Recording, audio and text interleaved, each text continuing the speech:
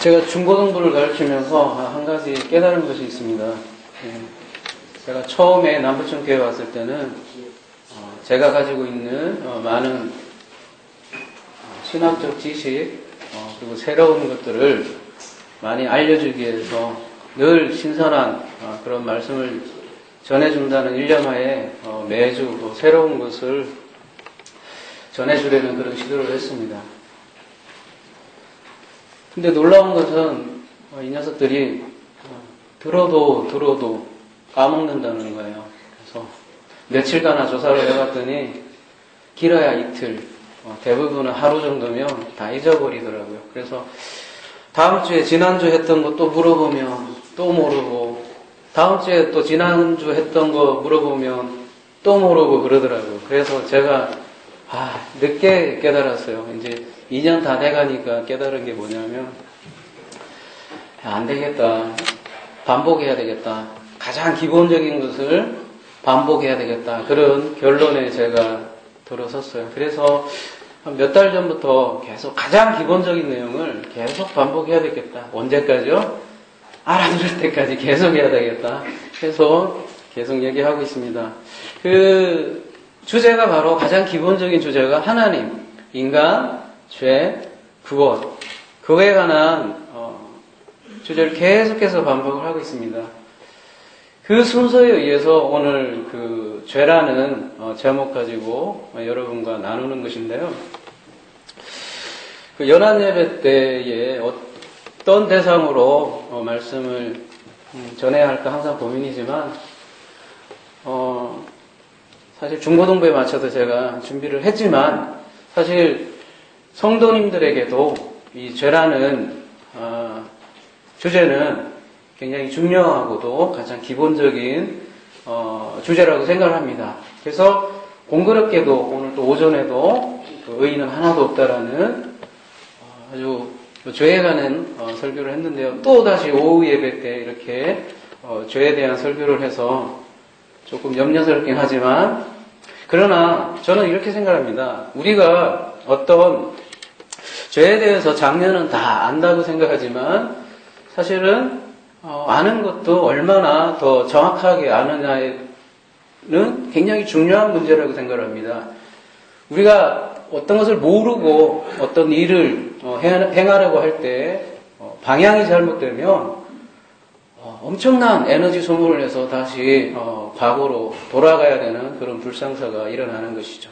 그래서 속도보다는 방향이 중요하다고 생각을 한다면 우리가 가장 근본적인 개념부터 우리가 살펴보는 것도 우리 장년들에게 있어서 도움이 될 거라 생각을 해서 익숙한 주제를 잡아보았습니다. 익숙한 주제라도 귀 기울여서 들어주시기를 부탁드립니다. 많은 사람들이 성경을 연구하는 목적이 구원이라고 생각을 합니다. 그러나 이 구원이라는 달콤함을 알기 전에 죄를 먼저 알아야 합니다.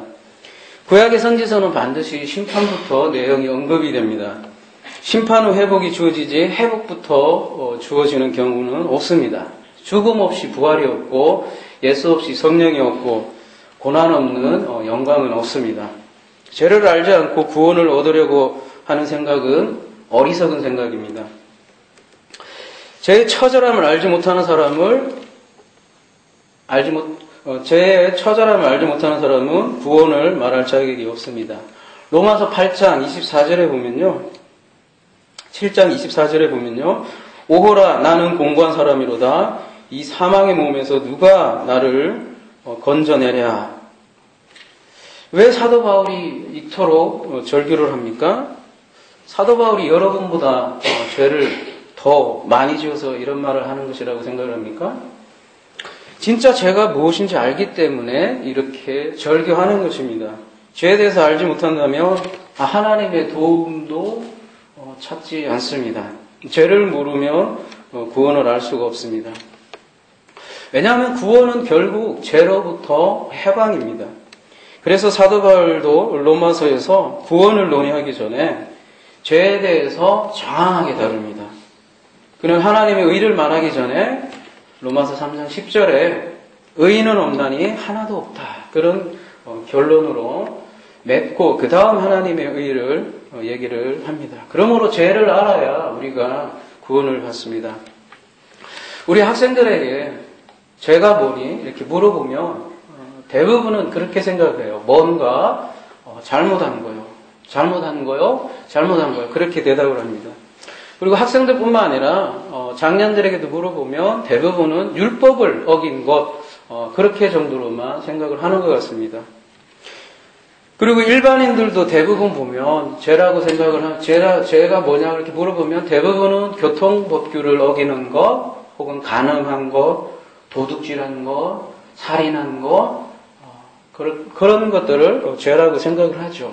그보다 좀 더 나은 고등종교에게 물어보면 양심을 어기는 것 혹은 마음의 번뇌, 고통 등을 죄로 여기고 있습니다. 근데 이것은 성경에서 말하는 죄의 근본 개념과 거리가 멉니다. 성경에서 말하는 죄는 학교에서 말하는 죄와 다른 종교에서 말하는 죄와 근본적으로 다릅니다.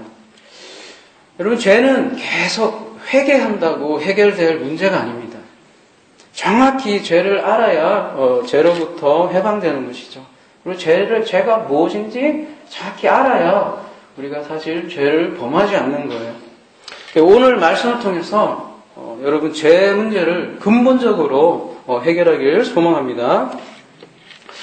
그렇다면 성경에서 말하는 죄는 무엇일까요?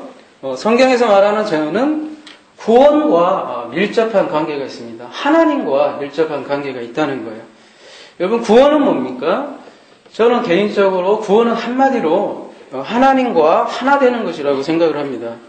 성경에서는 구원을 알기 쉽게 남자와 여자 그림을 그리고 있어요. 그래서 창세기는 타락한 신부로부터 시작을 해서 계시록은 단장한 신부로 마무리를 하죠. 그러므로 죄란 결국 하나님과 하나 되지 못한 것. 죄란 하나님과 하나 되지 못한 것. 그러니까 하나님과 관계의 단절이라고 얘기를 하죠. 혹은 관역으로부터 벗어났다라는 것을 죄라고 얘기하는데 그 결국은 하나님과 하나 되지 못하는 것이 죄입니다. 그렇다면 왜 하나님과 하나 되지 못합니까? 성경에서는 죄가 어떻게 들어왔는지 그 설명을 선악과로 설명해주고 있습니다. 여러분, 선악과란 무엇일까요? 우리가 선악과를 따먹었다는 것은 하나님께서 이 선악과를 주시고 요놈 따먹냐 이렇게 지켜보고 너 따먹으면 죽어, 그런 개념이라기보다는 궁극적으로 그 선악과 안에도 깊은 의미를 담고 있습니다. 저는 오늘 읽은 본문이 이 선악과를 잘 표현해주고 있다고 생각을 합니다. 바로 두 마음을 품은 자라고 오늘 본문은 얘기를 하고 있습니다. 오늘 오전의 말씀에서도 그런 얘기를 한 것 같아요. 자기가 보기에 좋은 선을 누구나 사람들은 가지고 있어요. 성경에서는 이거를 원어에서는 칼로스라고 하는데요. 그러니까 자신의 선악 기준을 세상 사람들은 다 가지고 있습니다. 그래서 자기가 생각하는 그 칼로스, 그 기준으로 세상을 둘로 나눈다는 거예요. 그것을 선과 악이라고 얘기하는 거예요. 자기가 만든 선, 자기가 만든 악으로 세상을 두 개로 쪼개버리는 것이 선악과입니다. 다른 말로 칼로스라고도 하고요.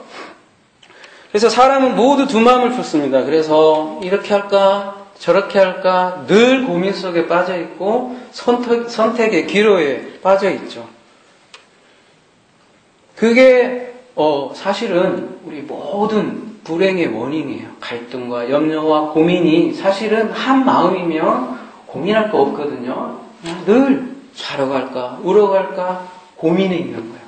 특별히 우리 청년들도 많은데 늘 그 선택 기로에서 내가 이렇게 할까 저렇게 할까 그런 두 마음을 품었기 때문에 인생이 힘든 거예요. 그것을 저는 이의 세상이라고 표현을 합니다. 엄연히 존재해요. 세상은 둘로 이루어져 있지요. 예를 들면 전기에 플러스와 마이너스가 있습니다. 그래서 이 플러스와 마이너스를 기호화한 것이 수학으로 0과 1이에요. 근데 이 0과 1로 컴퓨터의 모든 프로그램을 다 만들죠. 그래서 세상은 0과 1만 있으면 세상의 모든 우리가 그렇게 요즘 잘 이용하고 있는 거죠. 스마트폰도 사실은 0과 1로 기호화돼요. 플러스 마이너스 음과 양, 전기로 되어 있는 것이죠.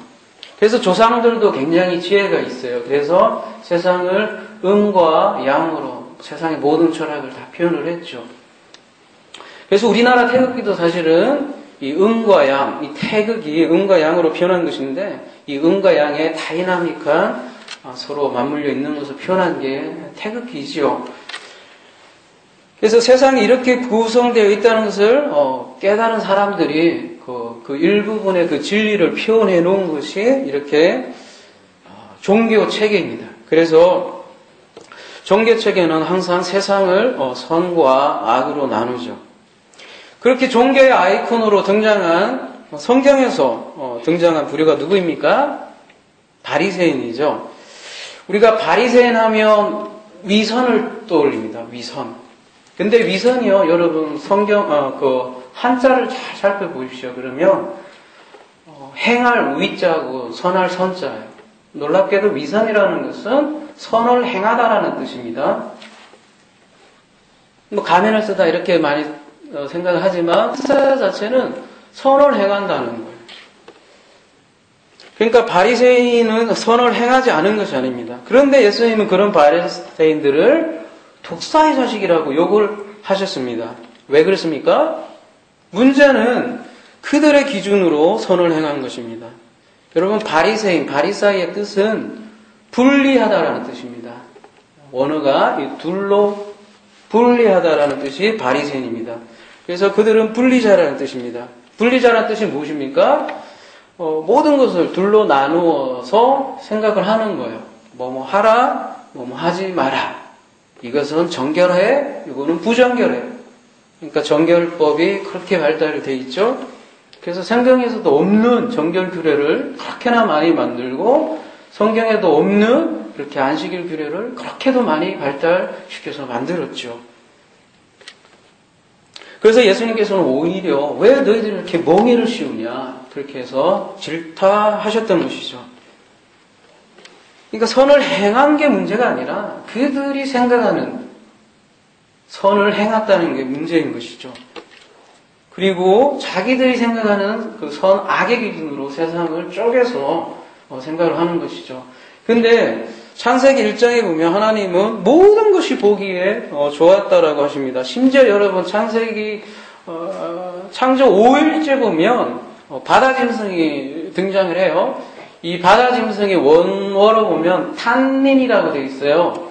이 탄닌이 뜻이 보면 뱀, 용, 바닷괴물, 악어, 들깨 이렇게 다양한 용법으로 구약에 사용이 돼요. 그러니까 이 탄닌조차도 보기에 좋았던 거예요. 뱀도 보기 좋은 거예요.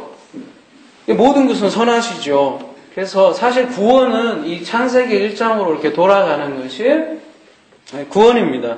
근데 인간이 선악과를 품은 이후로 품기 시작하면서 세상을 둘로 쪼갠 거예요. 그때부터 탄닌은 바다 괴물로 등장을 한 거고 요한계시록에 보면 용이 등장하고 아주 인간을 끊임없이 괴롭히는 짐승으로 등장을 하죠. 세상은 그래서 가만히 보면요, 여러분 자와 우, 그죠? 좌파와 우파의 끊임없는 싸움을 하고 있잖아요. 진보와 보수로 갈등을 하고 있고요. 여러분 같은 사건을 놓고 왜 이렇게 해석이 다릅니까? 지금 세월호 사건을 놓고도 좌와 우가 해석이 전혀 달라요. 왜 그렇습니까? 서로 마음이 다르기 때문이죠. 두 마음을 품었기 때문입니다. 그래서 사람들은 끊임없이 자기의 기준으로 다른 사람을 판단하는 것이죠. 여러분 우리 청년들 그 기업에 취업할 때, 반드시 묻는 질문이 있죠. 당신의 좌우명은 무엇입니까? 이렇게 묻죠. 그걸 대비해서 그런지 누구나 좌우명을 하나씩은 가지고 있을 것입니다. 그죠? 근데 좌우명도 가만히 생각을 해보면 자기가 만든 기준이에요. 자기가 만든 가치관이고, 그래서 이 자기가 만든 가치관으로 세상을 판단하는 것이죠. 그래서 이 자기의 좌우명과 자기 인생이 달라져요. 그러면은 자기의 인생은 뭐가 되는 거예요? 실패가 되는 것이죠. 그리고 자기 좌우명대로 살아가며 자신의 인생은 성공이 되는 거예요. 그래서 성공과 실패가 자기의 그 가치관으로 달라지는 것이죠. 근데 문제는요, 여러분, 성공과 실패라는 것이 그 기준이 시대에 따라 달라진다는 것이에요. 여러분, 성경의 시대는 명예를 중시하는 사회라 그 당시에는 부보다는 명예를 지키는 자가 성공한 사람입니다. 근데 요즘은 어떻습니까? 요즘은 돈을 많이 버는 사람이 성공한 인생 아닙니까? 조선시대만 해도 여러분, 정육점을 하는 사람을 뭐라 그래요? 백정이라고 하죠? 굉장히 저급한 부류로 취급을 했어요. 근데 요즘 정육점 어때요? 제가 예전에 하이퍼마켓에 있어봐서 아는데요. 정육점이 돈 제일 많이 벌어요. 그래서 요즘은 돈 많이 벌면 상관없잖아요. 어떤 직업이든 상관없고. 좋죠. 그 조선시대만 해도, 여러분, 음악하는 사람들을 뭐라고 했습니까? 딴따라라고 했죠. 그러나 요즘 우리 아이들 꿈 물어보면 50%는 전부 다, 아이돌이 되고 싶은 꿈이 있어요. 심지어 저기 초림이도 맨날 노래하라고 하면 노래도 별로 안 들려주면서 가수가 되고 싶대요. 그리고 어제는 또 백댄서가 되고 싶다고 그러고, 승미도 보면 춤추는 거 보면 장난 아니죠. 그 다음에 중섭이도 요즘 기타 물이 올라서 딴따라의 꿈을 꾸고 있죠. 어떻게 보면요. 근데 예전만 같아도 그거 되게 뭐라고 해야 될까요? 못할 직업이었거든요. 근데 요즘은 어때요? 아이돌이 엄청난 수입을 벌여들이고 있고, 그 케이팝 산업 때문에 우리나라의 그 위상이 말로 닿을 수 없는 그 위상을 끌어올린 것이죠. 그러니까 제가 무슨 얘기를 드리고 싶냐고 하면, 시대에 따라서 가치관도 변하고 성공과 실패가 변하고 자와 우가 변하고 진보와 보수가 변한다는 것이죠. 저희 때만 해도 공무원 별로 인기 없었습니다. 대학 나오면 당연히 대기업 가고 은행 가는 것이 성공이라고 저 때는 그렇게 봤습니다. 그래서 공무원 공부하는 사람 거의 없었습니다. 공무원 공부를 해도 7급 정도는 해야지 9급 하는 사람은 없었거든요. 근데 요즘은 9급 하기도 왜 이렇게 어려운지. 왜 그렇습니까? 기업 환경이 너무나 위태위태하고 리스크가 너무 크기 때문에 오히려 안정적인 9급 공무원이 더 나은 것이죠. 그래서 우리의 성공과 실패 기준도 계속해서 변하는 것이에요. 여러분, 도대체 무엇이 성공이고 무엇이 실패입니까? 이것이 다 사람들이 만들어 놓은 이분법이라고 생각하지 않습니까? 여러분, SK텔레콤 광고에 보면 잘생겼다, SS텔레콤 이렇게 얘기하잖아요. 다 잘생겼다는 거 아니에요. 외모가 잘생겼다는 게 아니라 네가 태어나면 다 잘생긴 거다라는 광고 카피 아니에요. 사실은 이게 하나님이 보는 입장이시죠. 우리가 이 땅에 태어난 것 자체가 사실은 다 잘생긴 거 아니에요? 준혁이도 잘생기고 저도 잘생긴 거예요. 하나님이 보기에는. 근데 우리가 만든 기준이 있습니다. 미의 기준이 있고, 그죠? 진리의 기준도 우리가 가지고 있고, 진선미, 미스 코리아, 그거 다 우리가 만든 사실은 기준 아닐까요, 여러분? 조선시대 미인은 어떤 사람이 미인인 줄 알아요, 우리 학생들? 응? 눈 굉장히 작고요. 통통하고요. 그래서 아기 잘 낳는 사람을 미인이라고 했습니다. 근데 요즘은 어때요? 달라지잖아요. 그리고 예전에는 저 때만 해도요, 아들 먼저 낳았어야 돼요. 근데 요즘은 엄청, 우리 아들이 있구나. 얘기 안 해야겠네요. 후회돼요. 솔직한 얘기라. 딸 하나 있었으면 정말 좋겠다라는 생각이 너무너무 돼요. 그러니까 시대에 따라서 굉장히 바뀌는 거예요. 지금은 딸 가진 자들이 행복한 시대가 되었어요. 제가 봐도 그래요.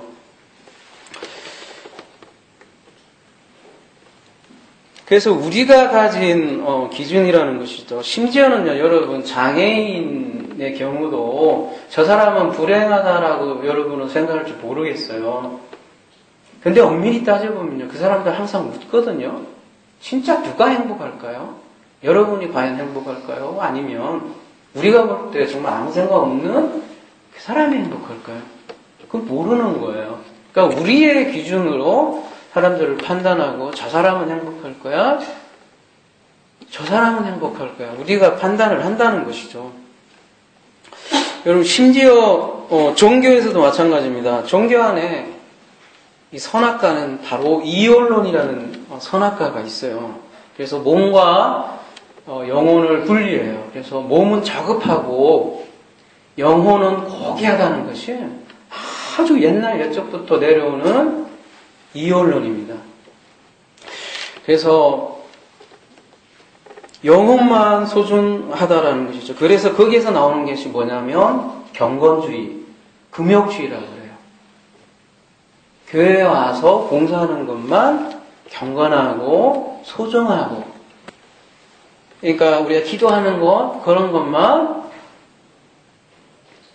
소중하고, 그리고 이 땅의 삶 말고 저 세상의 삶만 추구하고, 그런 것을 이혼론에 빠진 그런 사람들은 보면 또 신비를 굉장히 신비주의를 많이 추구를 하는 것이죠. 그래서 신비주의는 이 사탄이라는 존재를 굉장히 부각을 시킵니다. 그래서 천사와 악마를 대비시켜요. 그 대표적인 종교가 조로아스터교인데요. 이러한 사상이 기독교에도 흘러들어서 마치 악마가 하나님을 끊임없이 괴롭힌다고 생각을 합니다. 그리고 우리는 그 악마의 사주를 받아서 그렇게 행동한다고 생각을 하는 거죠. 그러나 성경에서는 이런 이혼론을 가르치지 않아요. 성경에서 하나님은 사탄 때문에 골치 아파하는 그 모양새가 전혀 없습니다. 성경에서 골칫거리 누굴까요? 여러분 한번 제가 퀴즈 내볼까요? 성경에서 가장 골칫거리는 누굴까요? 그렇죠. 사람이에요. 바로 다름이 아니라 저 여기 강단에 올라있는 저가 가장 골칫거리예요. 사탄의 문제가 아니라 제가 문제인 거죠. 제가. 근데 이혼론의 종교는 이 천사와 악마로 이렇게 나누어서 나는 천사, 너는 악마 이렇게 규정하는 것이죠. 그래서 나는 좌파, 너는 우파, 이것도 결국은 그 종교에서 배운 거예요. 나는 천사, 너는 악마. 그러한 사람들은 끊임없이 다른 사람들과 비교를 합니다. 그래서 그 비교로 인해서 우리가 열등감도 느끼고, 그거보다 내가 나으면 행복감도 느끼고, 그죠?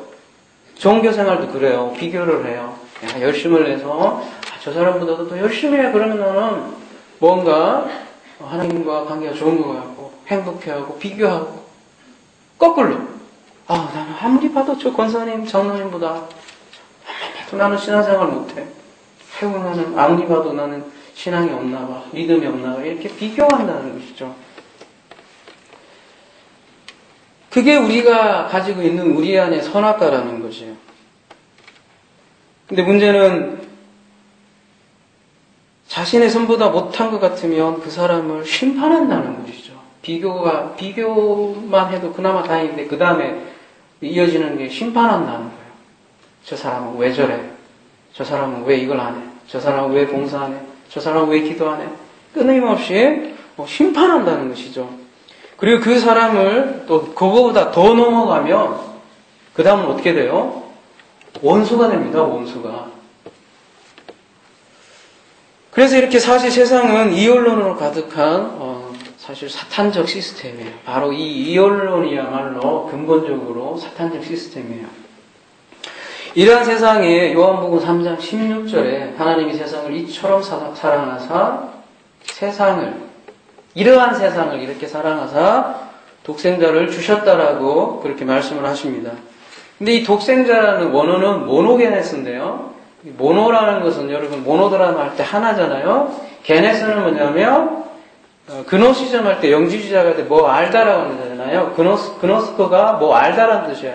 하나를 아는 자, 하나를 가진 자라는 뜻인데요. 그러니까 독생자, 우리 주 예수님은 이 한 마음을 품은 자라는 뜻이에요. 그래서 하나를 가진 그분이 바로 독생자라는 뜻이 유일한 아들의 뜻도 있지만 그 유일한 아들은 바로 하나님과 한 마음을 품은 자고 하나님과 하나인 자. 그래서 하나님의 그 마음 하나를 아는 자를 그 모노게네스 독생자라고 하는 거예요. 그래서 우리와 달리 죄가 없다는 것은 다른 말로 예수 그리스도는 두 마음을 품지 않았다는 거예요. 우리 같이 이렇게 선과 선악과를 품지 않았다는 얘기예요. 쉽게 얘기해서. 그래서 다른 사람을 비판하지 않잖아요.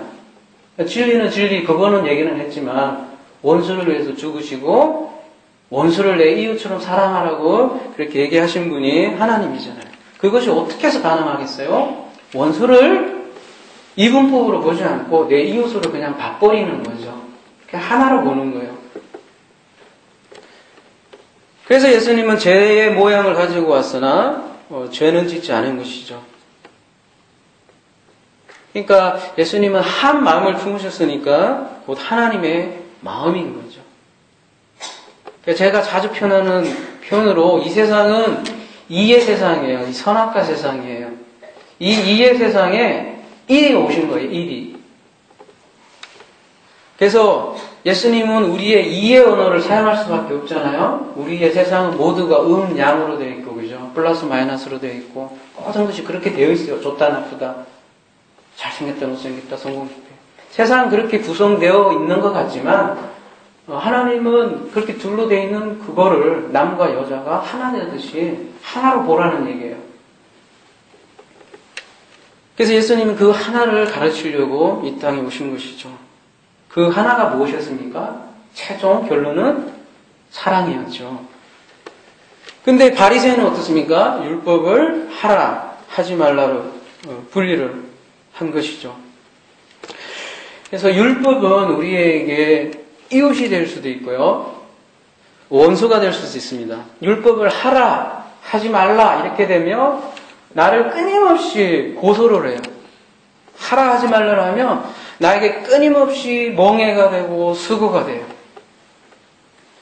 그래서 그 율법은 우리에게 죄책감, 죄의식을 주게 되어 있습니다. 그래서 수고와 멍해에 시달리게 될 수밖에 없죠.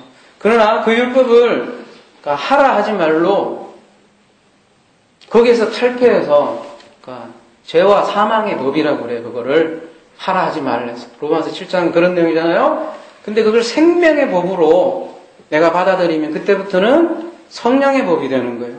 그때는 그 법을 어떻게 받아들이냐면 하라 하지 말라. 즉 칼로스가 아니라 내가 절대적인 하나, 아가도스로 받아들이면 오늘 본문처럼 우리는 고백할 수 있는 거예요.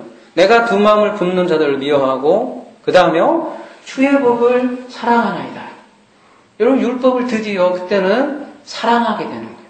처음에는 나를 고소해요. 하라 하지 말라로 보여요. 처음에는. 그러나 그것을 통해서 둘을 통해서 하나를 보게 됐을 때 결국 율법은 한계를 얘기하는 거구나.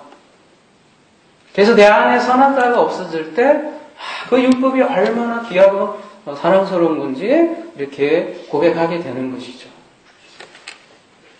그러니까 여러분 죄하면 무조건 나쁘다고 회피하고 도망가지 마십시오. 죄를 깊이 연구해야 된다는 거예요.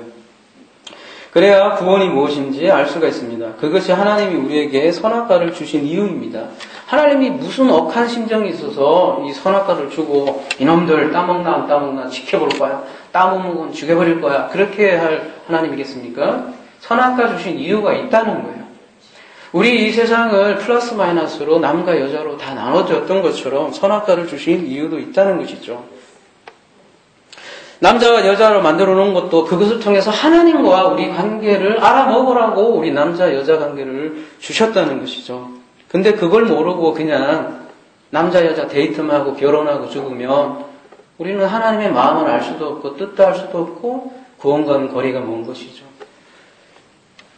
결국 하나님과 우리 관계도 둘도 아닌 하나가 되길 원하는 것이 하나님의 마음입니다. 여러분이 번뇌 속에 산다면 하나님과 하나 되지 못한 것에서 비롯되는 것입니다. 그리고 모든 죄와 사망의 그 현상들이 하나님과 분리된 현상들입니다. 성경에서는 하나님과 하나 되지 못한 것, 그것을 죄라고 합니다. 다른 것은 모두 죄의 현상과 결과일 뿐입니다. 죄는 하나님과 분리된 것입니다. 죄는 말하자면 일과 분리된 것입니다. 하나 되지 못한 것입니다. 한 마음 되지 못한 것입니다. 만약 우리 교회가 하나 되어 있지 못한다면 지금 하나님과 하나 되어 있지 못하는 강력한 증거가 될 것입니다. 우리의 머리가 그리스도인데 어떻게 지체들이 서로 다를 수가 있을까요, 여러분? 만약에 우리가 한 분 한 분이 전부 다 여러분의 머리가 그리스도이라면 그리스도께서 한 마음을 품으셨잖아요? 하나님의 마음을 품으셨어요. 만약에 여러분이 그리스도의 지체라면 반드시 그리스도의 마음을 품었을 거라는 얘기죠. 그러면 그 교회는 반드시 한 마음을 품을 것이란 말이에요.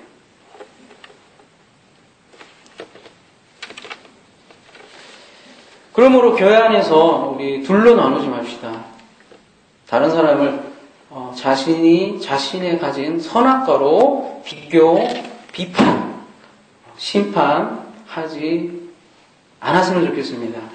그리스도 안에서 한 마음을 품읍시다. 그럴 때 여러분은 교회에서 천국을 미리 경험할 것입니다. 기도하겠습니다.